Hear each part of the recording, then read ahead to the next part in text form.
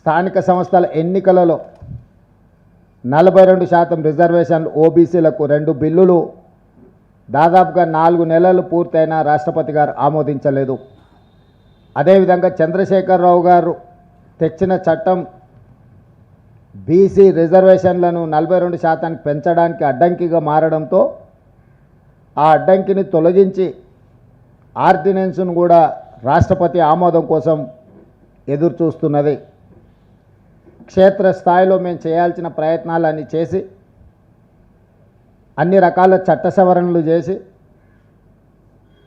శాసనసభ ఆమోదం పొంది ఏకగ్రీవంగా శాసనసభలో ఉన్న బీఆర్ఎస్, బీజేపీ, సిపిఐ, ఎంఐఎం మా ప్రభుత్వం అందరూ సభలో చర్చబెట్టి అందరి ఏకగ్రీవ ఆమోదంతో ఢిల్లీకి పంపిన ఈ చట్టాలు అమలు జరగకుండా వాయిదా పడుతూ వస్తుంది.